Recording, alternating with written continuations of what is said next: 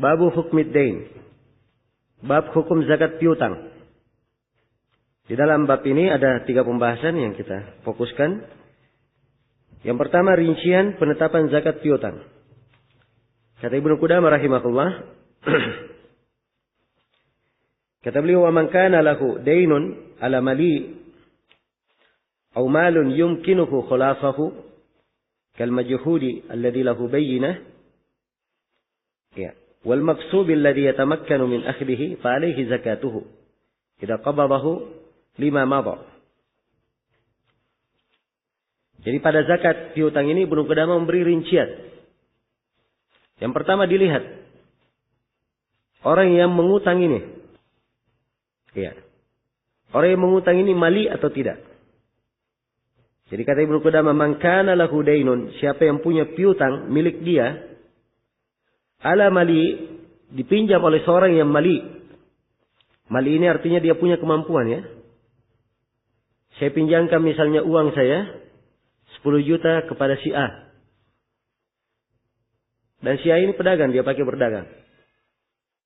Kalau saya minta uang saya dari si A, dia bisa mengembalikannya. Ya. Dia bisa apa? Mengembalikannya. Maka ini yang dimaksud oleh Ibnu Qudamah, ada zakatnya. Ya. Atau misalnya hartanya diambil oleh orang. Tapi harta yang diambil oleh orang ini, dia kalau ingin mengambilnya lagi, dia mampu mengambilnya. Sebab dia punya bukti. Surat-suratnya dia pegang. Jelas ya? Ini ada zakatnya. Demikian pula kalau misalnya hartanya dirampas orang.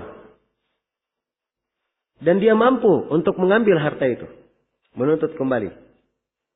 Maka harta itu walaupun sudah dirampas orang, dipakai oleh orang, tapi dia mampu mengambilnya kembali. Ini tetap ada zakatnya. Karena itu Ibnu Qudamah tegaskan, fa'alaihi zakatuhu idza qabadahu lima madha. Wajib dia keluarkan zakatnya. Iya. Apabila dia pegang terhadap seluruh apa yang telah berlalu. Seluruh yang telah berlalu. Nah, dan ini pendapat apa? Pendapat jumhurul ulama. Jadi kalau misalnya uangnya dipinjam oleh orang 10 tahun, orang itu mampu mengembalikannya. Begitu diambil kembali uangnya, maka dia zakati selama berapa? 10 tahun itu. Ya boleh di akhirnya dia zakati. Dan boleh juga uangnya dipinjam orang. Kalau uangnya dipinjam orang, jelas ya? Setiap tahunnya dikeluarkan zakat. Tidak ada masalah. Dan itu lebih afdal. Kalau uangnya dipinjam orang, tiap tahunnya apa? Dia keluarkan zakatnya. Itu lebih afdal. Sebab lebih menunaikan apa? Kewajibannya. Nah, ini keadaan yang pertama. Keadaan yang kedua, wa in kana muta'addiran kaddaini 'ala al-muflis aw 'ala jahid wa la bayyina lahu wal maqsubi wad-dal alladhi la yurja wujuduhu fala zakata fihi. Kata Ibnu Qudamah, kalau hartanya itu piutang tersebut sifatnya sulit untuk didapatkan. Karena mungkin si peminjam ini, dia adalah orang yang sudah bangkrut. Sudah habis modalnya. Ya, ditagih pun, wah saya mau bayar pakai apa? Jelas ya? Maka kalau dia bangkrut seperti ini, kata Ibnu Qudamah tidak ada zakatnya. Demikian pula kalau hartanya diambil orang, diingkali orang itu.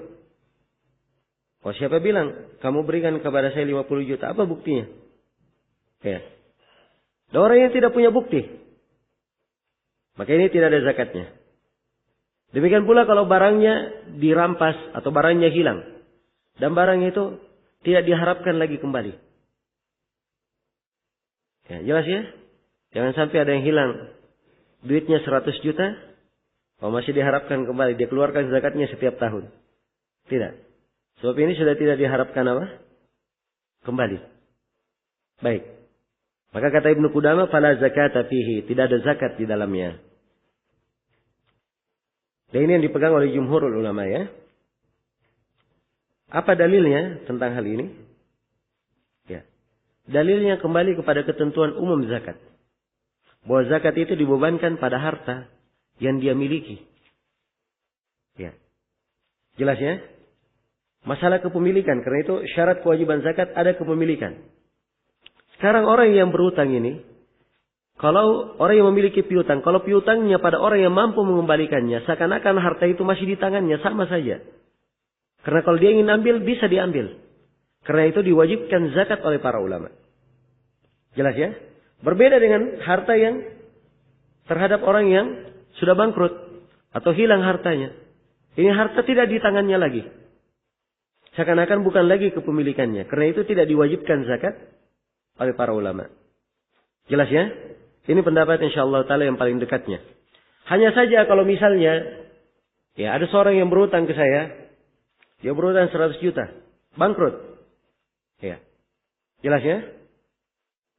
Sudah dia bangkrut, diberi waktu luang. 10 juta, 10 tahun, baru dia bisa bayar. 10 tahun baru apa? Dia bisa bayar. Ketika saya terima 100 juta ini setelah 10 tahun, apakah saya keluarkan zakatnya?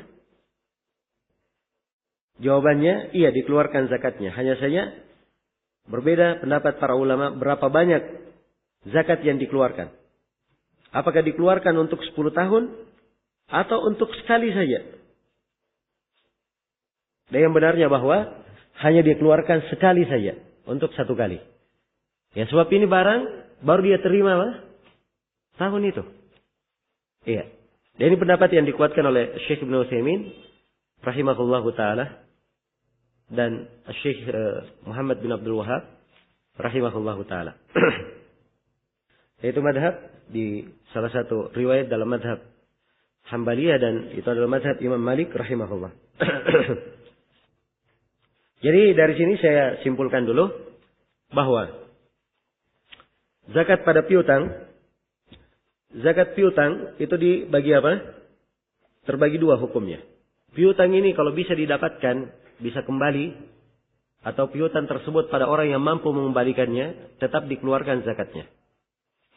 Adapun cara mengeluarkannya, kalau dia keluarkan di awal, setiap tahunnya itu lebih afdal. Kalau ingin dia akhirkan pengeluarannya nanti setelah terkumpul semuanya, setelah 5 tahun misalnya dia balik semua, dia keluarkan untuk 5 tahun, juga tidak apa-apa. Jelas ya? Tapi kalau dia keluarkan tiap tahun itu lebih afdal. Kemudian yang kedua, kalau piutang tersebut berada di tangan seseorang yang sulit untuk dikembalikan sudah. Ini tidak ada kewajiban zakat. Kalau misalnya terjadi dia terima uang itu, maka dia hanya mengeluarkan zakatnya sekali saja. Baik, ini kesimpulannya. Selesai sudah pembahasan tentang zakat apa? Piutang. Ya, setelah itu penulis Ibnu Qudamah rahimahullah berpindah menjelaskan tentang zakat pada mahar yang belum dibayar. Kata beliau, wa hukmus shadaq hukmud dain. Hukum mahar sama dengan hukum piutang. Ya, jadi si perempuan ketika dinikahi oleh suaminya, dia wajib mendapatkan apa? Maharnya. Oh misalnya sudah dijanji, kamu maharmu 20 juta. Tapi begitu nikah, ketika akad, nanti saya bayar ya, karena saya sekarang belum punya. Ya. Ya ini boleh saja ya, akan datang nanti di pembahasan nikah. Boleh saja. Setelah menikah, ya, si suami belum juga bayar. Jelas ya? Maka ini hukumnya sama dengan hukum piutang tadi. Dilihat keadaan suami. Kalau dia mampu membayar, kapan diminta oleh istri dia bayar, dia bisa membayar, maka si istri keluarkan zakatnya. Jelas ya? Tapi kalau suami ditagih, mana mahar saya? Dia berkata saya belum punya duit. Ya. Maka di sini sama dengan orang yang apa? Kesulitan. Nanti dia terima baru dia keluarkan apa? Zakatnya. Baik, jelas ya? Pembahasan berikutnya tentang orang yang memiliki harta. Memiliki nisab harta tapi hartanya habis atau berkurang untuk membayar hutang. Ya, ini sebenarnya bisa dihitung juga pembahasan tentang hutang. Ya beda ya antara piutang dengan apa? Hutang. Ya. Sekarang saya berhutang kepada si fulan misalnya. Anggap saya berhutang 50 juta ya. Di tangan saya ada uang 50 juta. Iya. Tapi saya punya utang kepada si fulan berapa? 50 juta. Apakah saya wajib membayar zakat? Nah, ini pembahasannya ya, akan dibahas oleh Ibnu Qudamah. Atau misalnya saya punya utang 50 juta. Di tangan saya ada uang 60 juta. Jadi 60 dikurang 50, hanya tersisa berapa? 10 juta. 10 juta belum sampai nisab. Apakah wajib mengeluarkan zakat? Kata Ibnu Qudamah, "Wa man kana alaihi daynun yastagriqun nisab alladhi ma'ahu aw yanqusuhu fala zakata alaihi." Kata Ibnu Qudamah, siapa yang memiliki hutang yang hutangnya ini mengharuskan dia untuk membayar seluruh nisab dengan seluruh nisab yang dia miliki, atau akan mengurangi nisab, itu tadi contohnya ya, 50 juta dia punya uang. 50 juta sudah sampai nisab atau belum? Sampai ya, nisab. Hutangnya juga 50 juta. Berarti seakan-akan dia tidak punya apa?